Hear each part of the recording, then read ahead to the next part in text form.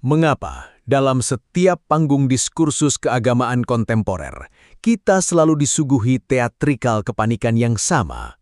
Ketika sebuah teks primer dan sekunder yang janggal, absurd, dan mengguncangkan moralitas dibongkar apa adanya dari lembaran kitab suci, respons yang muncul dari para pembelanya bukanlah argumen ilmiah, melainkan sebuah kepanikan massal. Mereka mendadak gagap, memutarbalikan logika linguistik, melarikan diri dari panggung diskusi, hingga akhirnya merosot ke level terendah, yaitu melontarkan fitnah personal karena kehabisan amunisi data. Kali ini, Ruang Edukasi IDIS TV mempertontonkan sebuah demonstrasi kelas tinggi mengenai bagaimana otoritas data hitam di atas putih mampu meluluh mentakkan dinding apologetika amatir. IDIS TV hadir bukan dengan asumsi atau kebencian subjektif, melainkan memegang teguh otentisitas teks hadis sahih mengenai Roda'at al-Kabir, doktrin penyusuan pria dewasa yang dipaksakan untuk melahirkan status hukum kemahroman.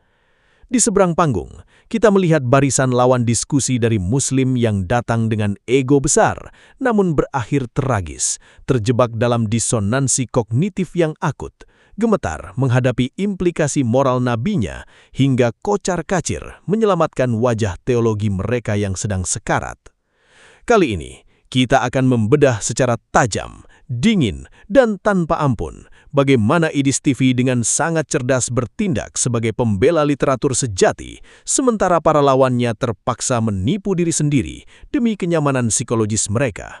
Mari kita telusuri labirin kehancuran nalar ini ke dalam 5 poin analisis yang akan menguliti setiap jengkal kemunafikan intelektual mereka di akhir video IDIS TV. Selamat menyaksikan. Kenalkan diri abang dulu bang. Abang Muslim atau apa? Saya seorang Muslim. Oke. Bang, begini ya bang ya. Saya ceritain dulu bang duduk perkaranya bang ya. Duduk perkaranya. Oke, supaya orang-orang tuh nggak salah ngerti, salah paham aja dengan saya. Gini bang. Abang lihat tulisan ini bang. Banner ini kelihatan nggak? Harga Bibel ya, Pak. Iya. Oke, ini banner di pinggir jalan ya bang ya. Ini ada lampu merah, kelihatan bang? Ini ada banner pasang banner gede gitu. Apa isi bannernya? Isi bannernya itu adalah pengajian orang-orang Islam. Isi pengajiannya itu adalah tentang dipalsukannya Bible, kitab sucinya orang Kristen. Ini satu contoh bang, satu contoh dari sekian banyak ulah orang-orang Islam ketika mereka bahas agama Kristen. Nah, karena mereka bahas agama Kristen, nah saya sebagai orang Kristen nih bang ya, saya jawab. Ya, saya jawab. Nah, dalam perdebatan itu terjadi perdebatan, saya mengeluarkan beberapa statement. Nah, salah satu statement saya itu adalah satu-satunya nabi yang menyuruh istri orang nyusuin laki-laki lain yang bukan suaminya dia itu adalah Muhammad. Kira-kira argumen saya itu benar atau salah? Silakan.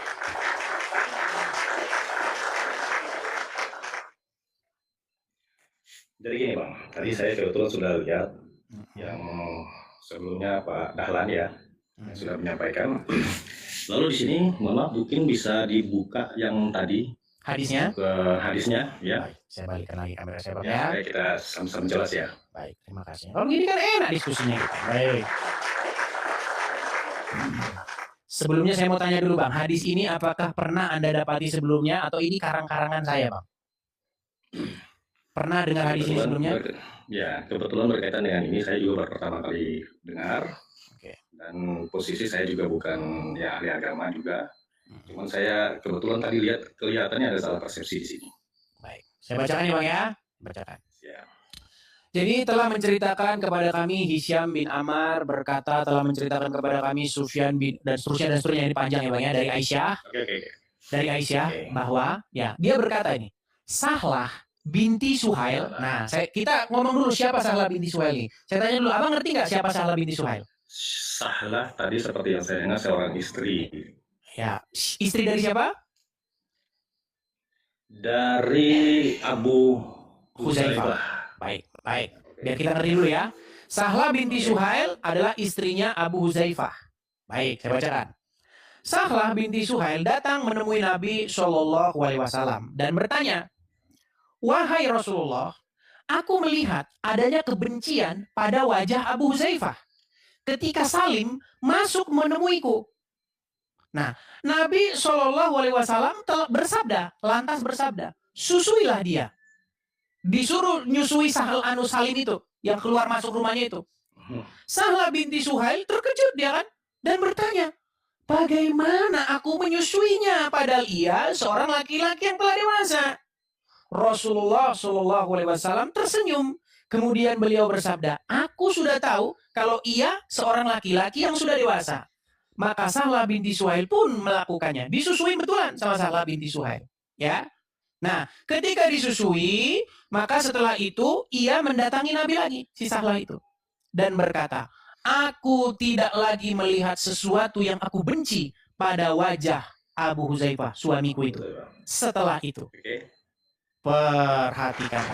Nah, sekarang, ibarat cerita, saya ingin bikin umpama, nanti Anda tanggapi. Ibarat Anda punya istri, lalu ada laki-laki keluar masuk rumah Anda pasti cemburu lah, ya? Lalu gimana caranya biar nggak cemburu? Nah, istri Anda itu harus menyusui laki-laki yang keluar masuk itu. Astagfirullahaladzim. Silakan. Silakan. Terima kasih sebelumnya ya sudah dijelaskan seperti itu, tapi mohon maaf, Bang Edis, kelihatannya Anda ini yang salah dalam menanggapi hadis itu. Salahnya di mana? Salahnya di sini. Yang dimaksudkan dalam hadis itu, yang disusui bukan si Salim itu. Jadi kan ini Abu Huzaifah cemberut ya, marah ya. Maka datanglah Sahla kepada Nabi, minta tunjuklah kira-kira gitu. Nabi berkata susuilah, karena yang saat ini yang mukanya cemberut itu suaminya marah. Maka disarankan ke Sahla untuk susuilah. Susuilah siapa? Suamimu. Suamimu sendiri. Stop dulu. Bagaimana mungkin kalau yang dimaksud disusui di situ adalah suaminya, lalu dia berkata, bagaimana aku menyusuinya? Dia pria dewasa. Nah ini. Loh, sebentar, Bang. Apakah Sahla tidak tahu? Sebentar. Apakah Sahla tidak tahu bahwasanya suaminya itu pria dewasa dan Nabi tidak tahu bahwa suaminya itu pria dewasa?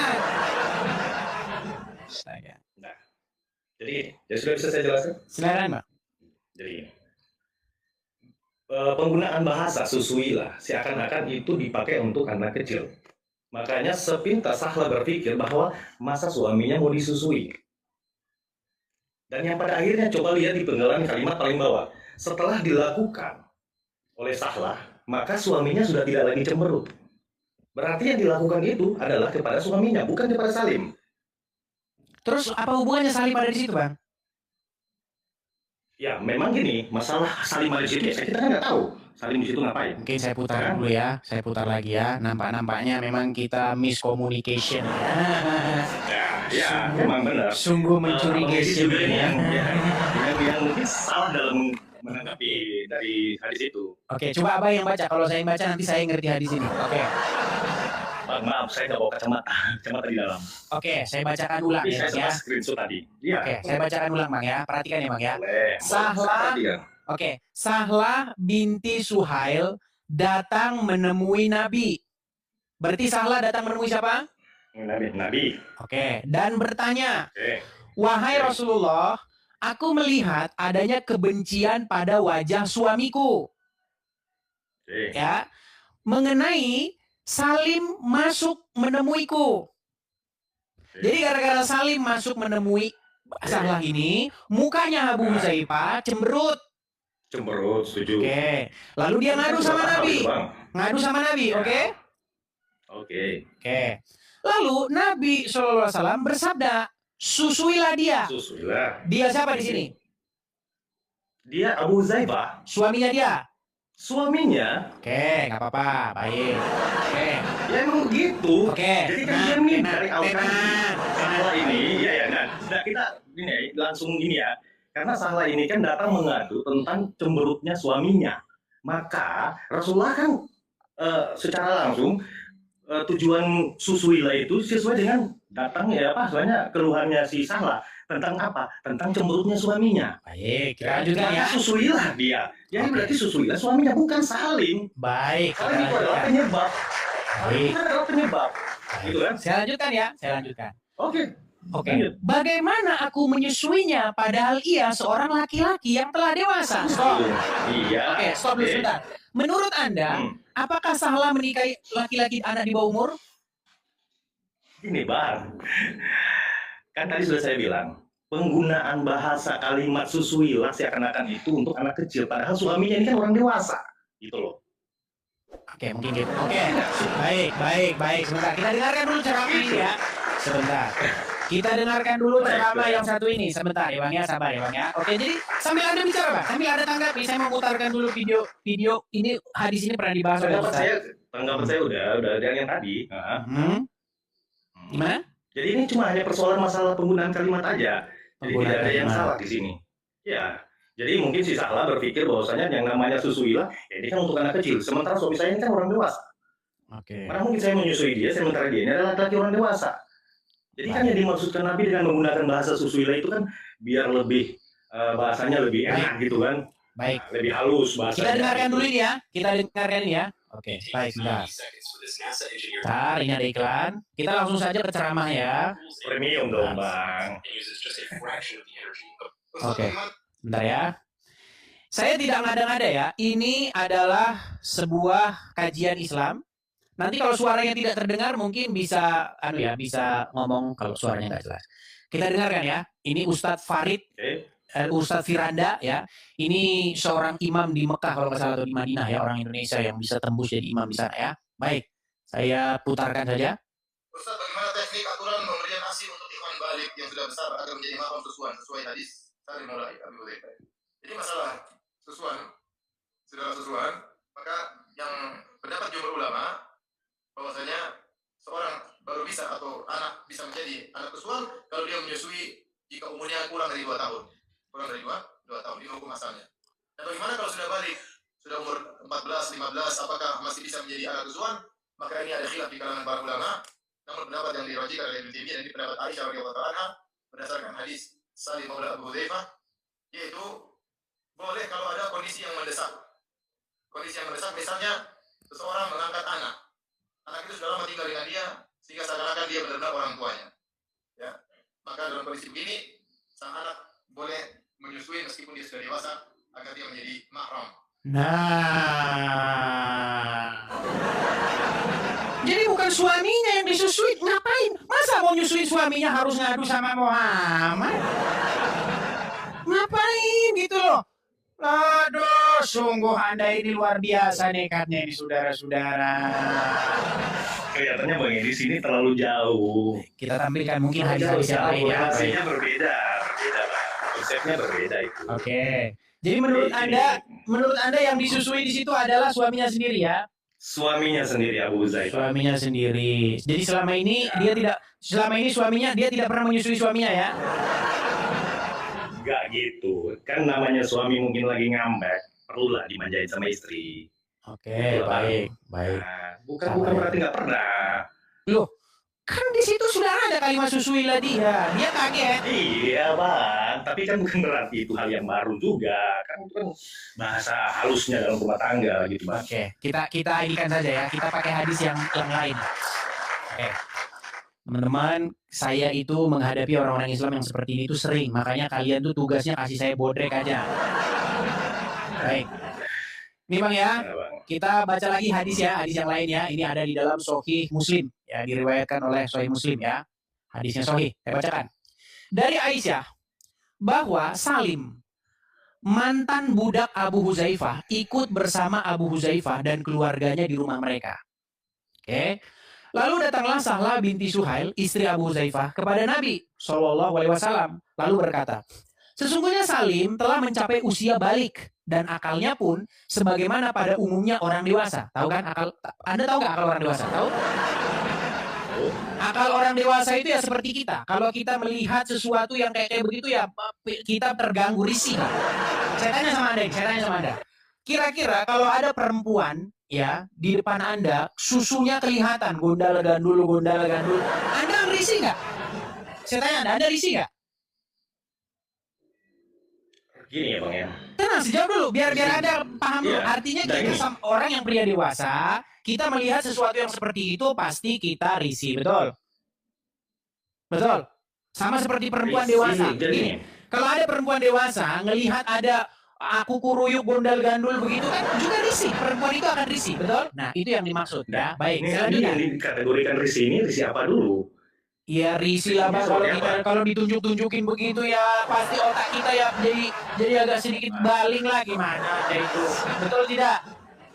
Oke, saya lanjutkan saja. Sebentar, kita lanjutkan saja biar nggak terlalu fokus di situnya. Baik. Sesungguhnya Salim telah mencapai usia balik dan akalnya pun sebagaimana umumnya orang dewasa. Dia biasa masuk ke rumah kami dan saya mengira bahwa pada diri Abu Huzaifah, suaminya dia itu ya, ada sesuatu ketidaksukaan akan hal tersebut. Maka Nabi Shallallahu Alaihi Wasallam bersabda, nih perhatikan, susuilah dia. Dia di sini bukan si Abu Huzaifahnya. Susuilah dia agar kamu menjadi mahram baginya. Sehingga hilanglah sesuatu pada diri Abu Huzaifah. Masa suaminya sendiri disusui biar jadi mahram? Sekarang saya tanya, mahram itu apa? Apa itu mahram? Mahram jadi satu. Aduh. Kalau bahasa pastinya saya Begini Bang, artinya mahram tuh begini loh. Anda itu jadi haram bagi dia. Contoh gini. Istri Anda menyusui anak Anda nggak? ya. Misalnya Anda punya anak perempuan, oke? Istri Anda menyusui anak perempuan Anda, oke? Oke, ya. Nah, anak perempuan Anda itu menjadi mahram, haram dia bagi Anda itu. Karena apa? Karena dia minum air susu istri Anda. Paham? Ya. Nah, maka supaya si Salim ini menjadi mahram, ya, tidak halal bagi si Salim ini, caranya disusuin. Bukan Abu Huzaifahnya yang disusui. Nah, susuilah dia agar kamu menjadi mahram baginya, sehingga hilanglah sesuatu pada diri Abu Huzaifah. Kemudian Sahlah binti Suhail pun pulang, menemui Abu Huzaifah lalu berkata, sesungguhnya saya telah menyusui Salim. Maka hilanglah sesuatu pada wajah atau pada diri Abu Huzaifah. Jadi yang disusui itu si Salim, Bang Salim. Kok Abu Huzaifahnya gimana? Sudah nangkap di sini sekarang? Ya, saya nangkap. Oke, berarti yang disusuin siapa? Salim atau Abu Huzaifah? Jadi gini, Bang. Ini kan kalau penjelasan tentang ini kan saya belum tahu untuk kepastiannya nih. Terus kenapa Anda maksa jelas? Kalau misalnya kalau dari hadis yang tadi sesuai yang bisa saya jelaskan seperti itu. Ya, seperti yang tadi. Oke, jadi sekarang sudah ganti jawaban. Sekarang Salim yang disusuin. Enggak. Tetapi Ini loh, sesungguhnya saya Pak. telah menyusui Salim. Ini loh, astaga. Ini loh Salim yang disusuin, Bang Salim. Nah gini, kalau penjelasan yang ini saya belum bisa langsung secara langsung menerima kayak ini. Oke, sekarang menurut hadis yang hadisnya tertulis jelas. ini, menurut hadis yang Yang tertulis ini tadi. disusuin siapa? Kalau yang tertulis itu ya, yang tertulis di situ bukan yang tadi ya. Yang tertulis di sini seperti yang abang baca tadi. Ya, Salim. yang baca tadi ya, Salim. Oke, berarti Kalau yang perempuan, tadi itu udah jelas. berarti Kalau perempuan yang hadis yang tersebut, tadi, nah, berarti perempuan tersebut menyusui pria dewasa yang bukan suaminya, betul? kalau yang ini ya. Nih, tapi saya nggak tahu ini hadisnya atau bukan. Bang, ini hadisnya, Bang. Hadisnya itu bukan cuma 1-2, ada banyak hadisnya itu. Sahih Muslim, Sahih Bukhari, Ibnu Majah, banyak Bang hadisnya itu, Bang. Bukan cuma 1-2 itu, banyak berceceran hadisnya.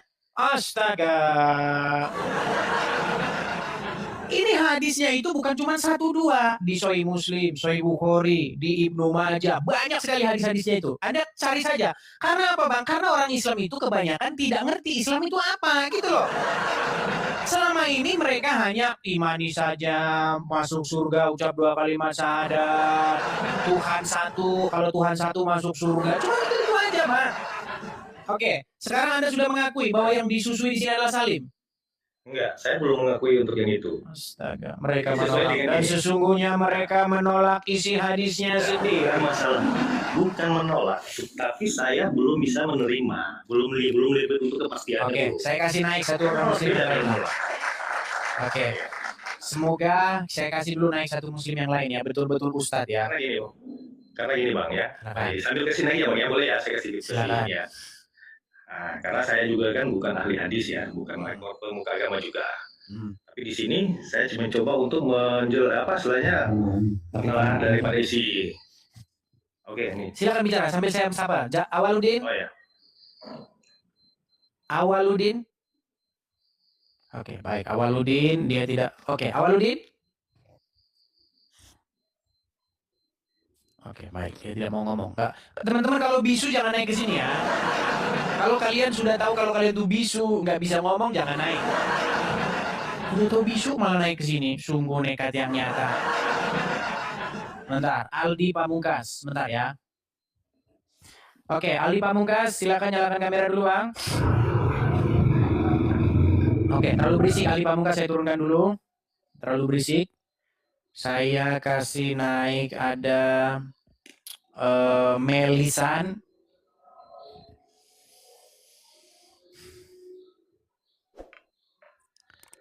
Halo Melisan. Juga nggak beres. Kita. Ya, Melisan. Halo. Anda Islam? Ya, halo Bang Edis. Ya, nyalakan kamera dulu. Selamat malam Melisan. Kamera nyala dulu. Silakan. Jangan kalau disuruh nyala kamera, aduh. Kayak susahnya kayak nyangkul 1 hektar.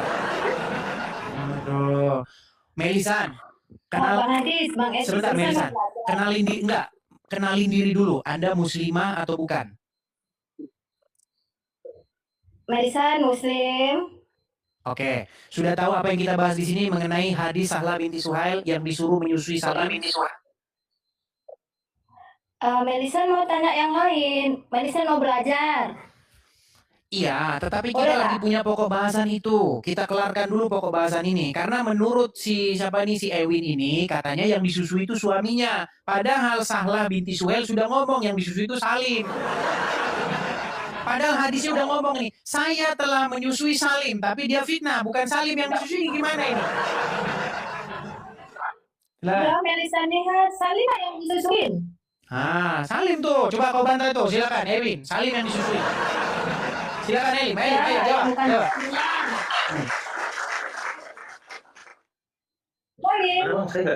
Salim yang disusuin. Yang disusuin Salim. Iya, yang bukan suaminya. Jadi gimana itu? Satu-satunya nabi yang menyuruh istri orang menyusui laki-laki lain yang bukan suaminya adalah Nabi Muhammad. Betul atau salah? Laki-laki lain yang bukan suaminya adalah Melisan. Nah, kamu punya sinyal yang bagus nggak? Karena sinyalmu ini buruk sekali. Iya, sinyalnya lagi tak bagus. Oke, coba naik lagi, bagusin dulu sinyalnya. Nanti kalau udah bagus naik lagi ke sini. Oke, tadi sudah diakui ya bahwa yang disusui di situ adalah Salim, laki-laki yang keluar masuk rumah mereka. Pertanyaan saya kepada Anda nih. Kalau kira-kira Anda punya istri, di mana di rumah Anda itu ada laki-laki yang sering keluar masuk, lalu istri Anda menyusui laki-laki itu, bagaimana perasaan Anda? Jawab. Jadi yang pastinya pasti saya marah ya. Yang pastinya. Itu ajaran Nabi, jangan marah. Itu ajaran Nabi. Kok marah? Dengar dulu, jangan potong dulu. Jangan potong dulu. Jangan. Karena apa yang baru disampaikan tadi, kalau seperti itu dengan kondisi ya saat ini ya seperti itu, sudah pasti marah, nggak mungkin. Tapi saya belum bisa menjabar sebenarnya kalau untuk dikaitkan dengan hadis yang tadi lebih panjang itu, saya belum bisa langsung menangkap secara pasti. Kalau sesuai dengan hadis yang pertama, tetap masih jawabanku sama seperti itu. Nah, apakah bisa sampai terjadi bisa menyusui dengan orang dewasa yang lain? Nah, seperti yang disampaikan tadi, saya belum bisa pastikan seperti itu, seperti yang disampaikan, dan suasananya pun pasti berbeda. Jadi sama seperti kalau tadi bilang kata kondisinya terpaksa apa segala macam. Kayak kemarin saya melihat juga salah satu pembahasan Bang Edis mengenai nikah para budak itu kalau nggak salah ya kemarin. Jangan pindah-pindah dulu, Bang. Bang, Nah ini begini. Bang, ini nyambung aja, hanya nyambung aja. Bang, kalau istri Anda menyusui laki-laki lain, Kan udah saya jawab. sebentar dulu Bang, gini, itu zina atau tidak? Kalau kita ngomong sekarang, itu kita ngomong ya sesuai dengan yang sekarang, ya zina udah pasti. Zina. Berarti baginda Ya. Nabi menyuruh orang zina atau tidak? Enggak, sabar dulu. Mulai ini udah. Enggak, bukan masalah Nabi yang mulai. bilang tidak Saya ada nggak yang bisa. pokoknya benar. Pokoknya Saya benar. nggak bisa langsung pastiin seperti itu. Ya udah gimana? Nggak bisa langsung dipastiin Apa seperti itu. jawaban Anda? Apa jawaban Anda? Karena gini, saya dalam hal ini saya kan tidak bisa kayak menjelaskan tentang masalah makna daripada hadis itu sendiri. Karena saya kan dari awal sudah saya bilang saya bukan ahli agama, Nah, ahli makanya tafsir dalam Bang. hadis. Saya hanya menjelaskan sesuai pengetahuan saya tentang arti dari hadis tadi itu. Jadi dalam pengertian saya bahwa salah menyampaikan kepada Rasulullah bahwa suaminya itu cemberut karena masuk keluarnya si Salim. Terus? Nah, ada perintah yang keluar, kan? Susuilah, ya kan? Nah seperti itu kira-kira pandangannya. Lalu saya bilang, nah, berarti yang dimaksudkan sejak awal ini sesuai dengan keluhan tentang suaminya, maka yang disebutkan susuilah itu adalah berarti suaminya. Astaga.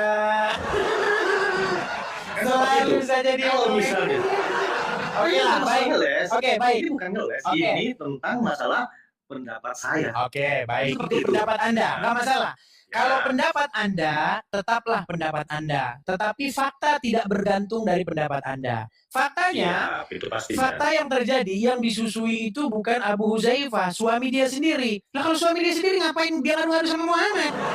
Nah, sekarang yang saya tanya kepada Anda, menurut Anda, Ini salah sedikit, ngomong. Bang, sedikit, Bang. Bang, ini Menurut salah Anda, ngomong. menurut Anda, kalau faktanya di lapangan yang disusui itu adalah Salim, berarti di situ Nabi menyuruh orang berbuat zina tidak? Mohon maaf, untuk kalau ke situ saya tidak bisa memberi jawaban. Baik, tidak ada jawaban. Oke, kalau seperti itu bisa hargai, Tidak Pak. bisa Baik. memberi jawaban. Oke. Kira-kira Abang mau saya naikkan satu muslim yang lain atau Abang saya turunkan, saya ganti muslim yang lain? Boleh, Untuk silakan. mengkonfirmasi. Dari Bang Edi saja. Dari Oke, Bang Edi saja. saya coba ya, saya coba. Saya coba naikkan, mungkin ada seorang muslim di sini yang ingin menunjuk, coba ini Agustina Ngihan, coba Agustina Ngihan. Ya, silakan Agustina. Selamat malam Agustina. Agustina.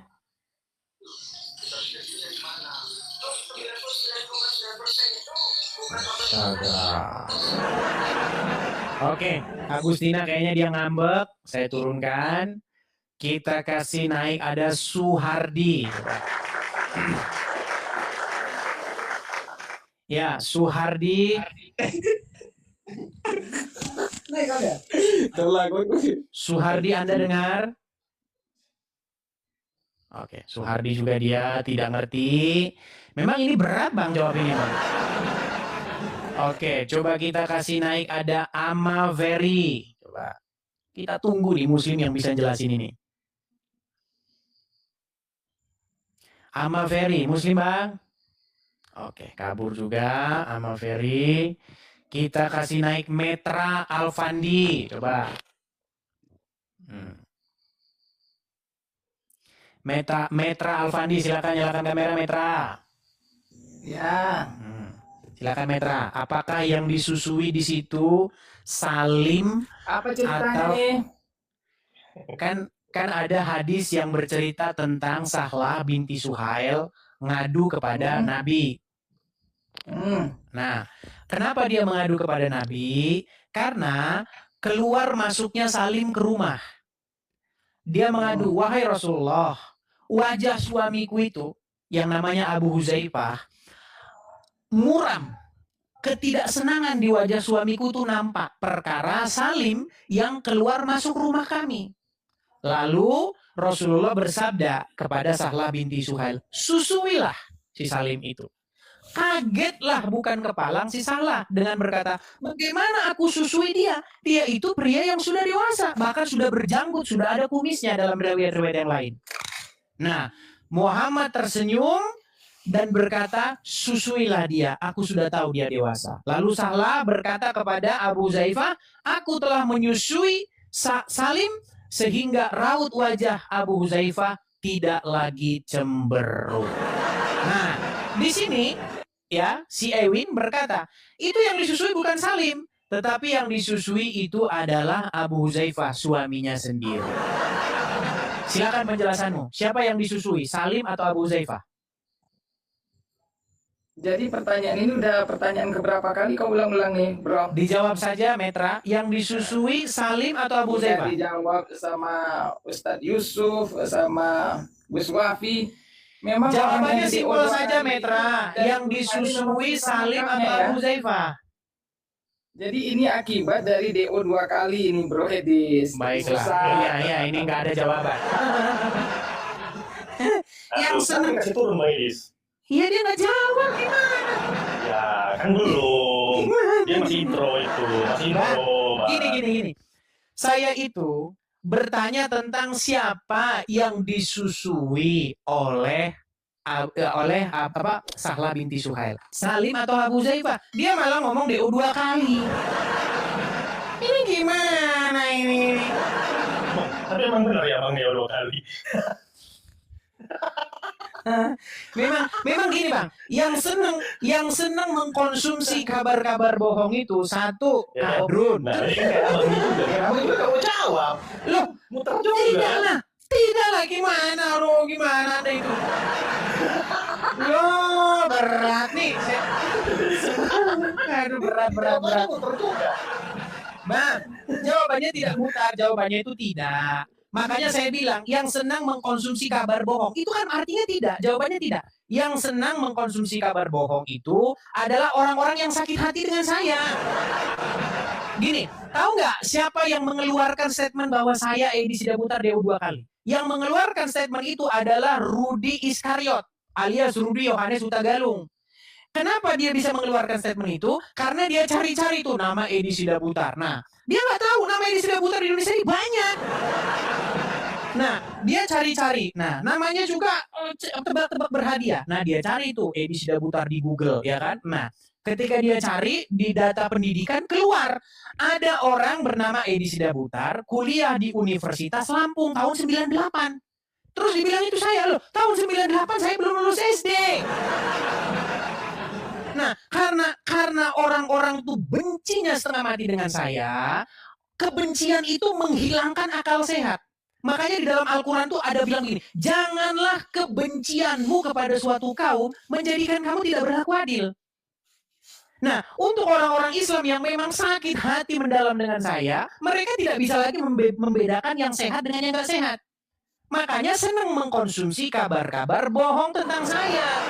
Untuk apa? Memuaskan hawa nafsunya karena benci dengan saya. Loh, Gini bang. Sebenarnya kita itu untuk Muslim tidak membenci abang sepanjang Nah itu tadi dalam penggunaan bilang saya bahasa. DO 2 kali. Itu udah ada dampaknya. Nah, itu coba kalau misalnya dari abang itu jangan terlalu frontal bahasanya, mungkin ya seperti itu ya. Bang, Bisa disampaikan dengan Bang, baik. Gitu Bang, aja sih Anda tahu sebenarnya.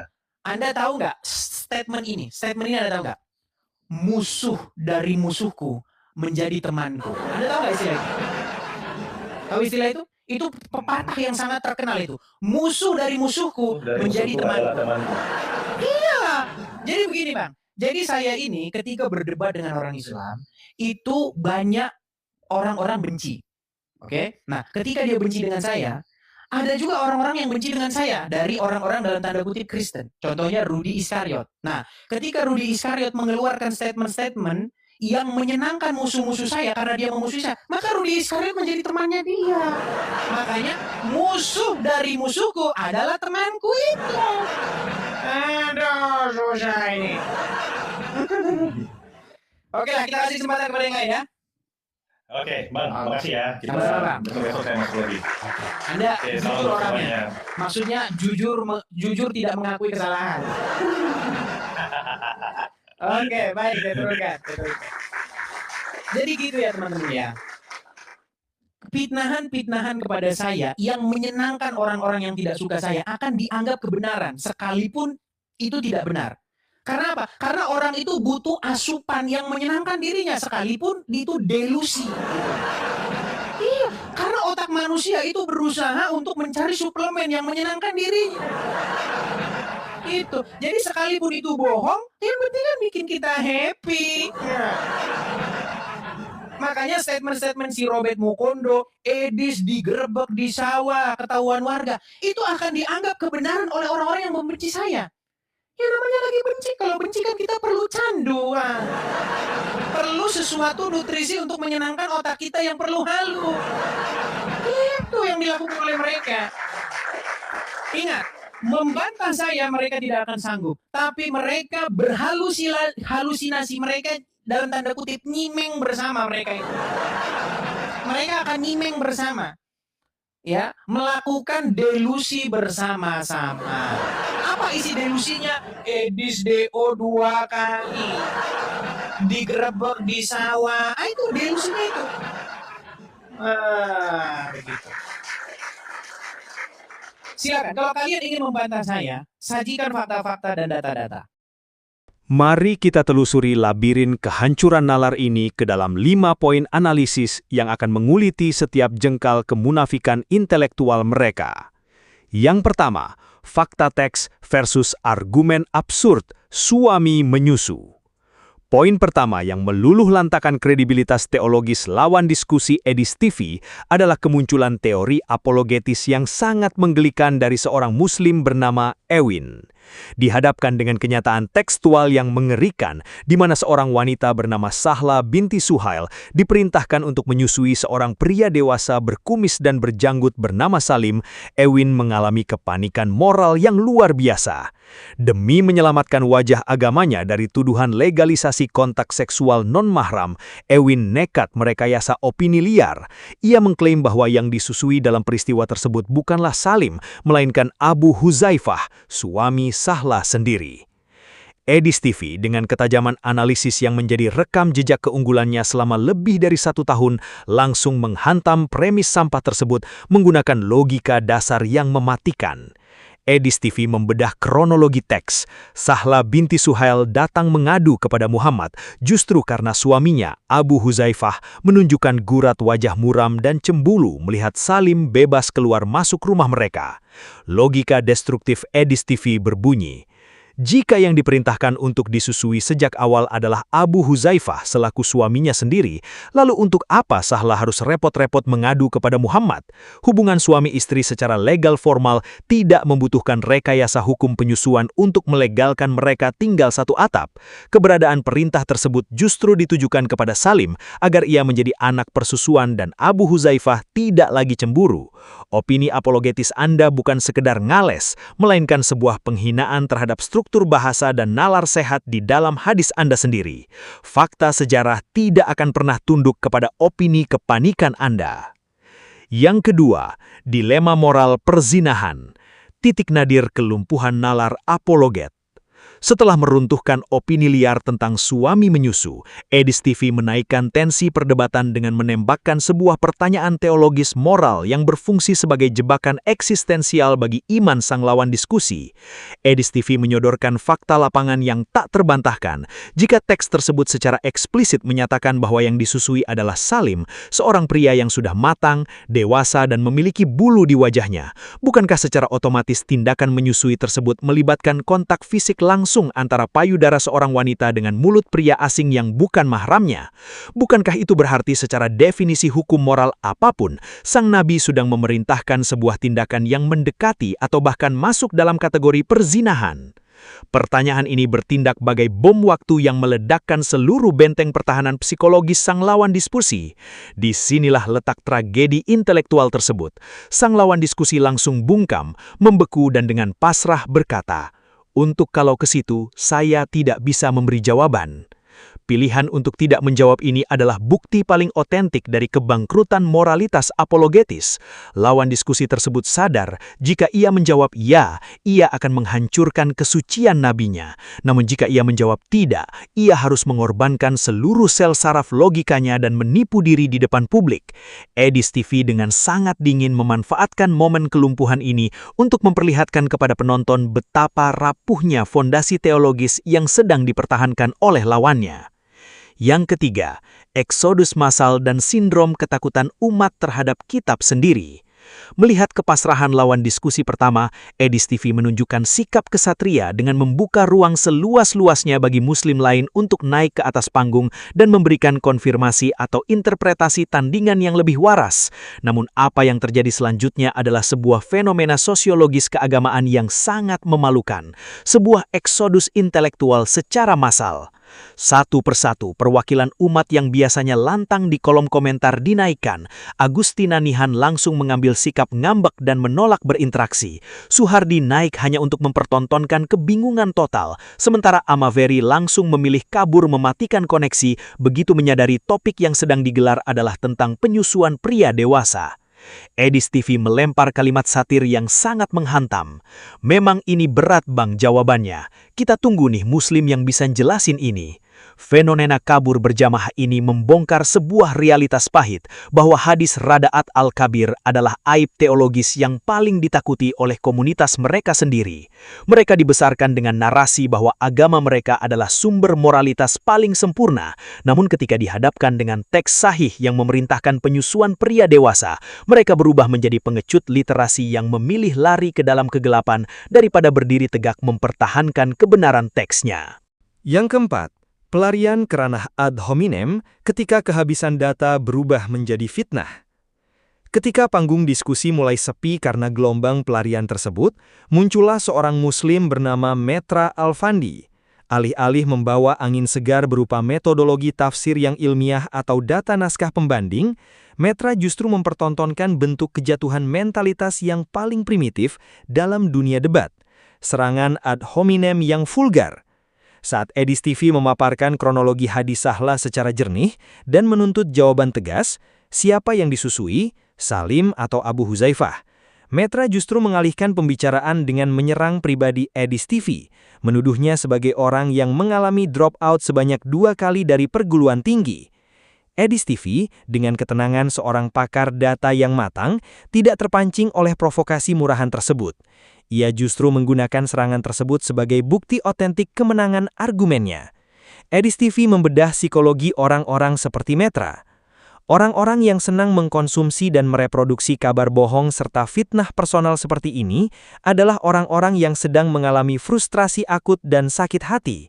Mereka frustrasi karena selama 1 tahun lebih, seluruh narasi, khotbah dan apologi keagamaan mereka dihancurkan berkali-kali oleh presisi data Edis TV tanpa mereka mampu membalasnya dengan satu dalil pun yang valid. Serangan personal Metra adalah surat menyerah paling resmi yang membuktikan bahwa di hadapan teks hadis sahlah, akal mereka telah mati kutu. 5. Hegemoni literasi Edis TV, mengunci kebenaran teks dari distorsi hermeneutika. Poin terakhir yang memperkokoh posisi superior Edis TV dalam video tadi adalah konsistensinya untuk tetap berada pada jalur pencarian kebenaran tekstual, menolak segala bentuk distorsi hermeneutika atau pengalihan isu yang coba dimainkan oleh lawan-lawannya. Ketika Metra mencoba berputar-putar membawa nama Ustadz Yusuf atau Gus Wafi sebagai tameng otoritas eksternal, Edis TV dengan tegas memotong dan mengembalikan fokus pada satu pertanyaan esensial. Siapa objek yang disusui? Langkah metodologis Edis TV ini sangat krusial karena ia sedang menelanjangi taktik klasik apologetika modern yang selalu menggunakan narasi muter-muter dan rujukan ustadz populer untuk mengaburkan kegilaan moral yang ada di dalam teks asli. Dengan memaksa lawan bicaranya untuk memilih antara Salim atau Abu Huzaifah, Edis TV berhasil mengunci mati ruang gerak mereka. Hasil akhirnya sangat benderang bagi publik. Tidak ada satupun argumen dari pihak Muslim di video tadi yang mampu bertahan hidup. Edis TV sukses membuktikan bahwa ketika teks asli dibacakan apa adanya tanpa sensor, teologi yang mereka banggakan langsung runtuh menjadi puing-puing kebingungan. Diskusi tadi sekali lagi membuktikan bahwa kebenaran data hitam di atas putih di kanal Edis TV adalah mimpi buruk bagi para pembela dogma yang rapuh. Kita telah menyaksikan bersama sebuah sirkus teologis. Ada yang mengarang cerita suami menyusui istri sendiri, ada yang mendadak bisu, ada yang kabur berjamaah, dan ada yang menyerang dengan fitnah personal karena otaknya mendadak macet di hadapan hadis sahih agamanya sendiri. Sungguh sebuah pemandangan yang menggelikan sekaligus memprihatinkan. Bagaimana mungkin sebuah sistem teologi yang mengklaim paling suci ternyata menyimpan narasi hukum penyusuan pria dewasa yang begitu tabu hingga membuat pemeluknya sendiri lari kocar-kacir ketakutan saat teks itu dibacakan. Jika hadis itu benar, mengapa kalian harus malu dan kabur? Dan jika hadis itu dianggap salah, mengapa kalian masih menjadikannya sebagai bagian dari sumber hukum? Kritik tajam Edis TV kali ini berdiri kokoh sebagai cermin besar yang menelanjangi kepalsuan apologetika modern.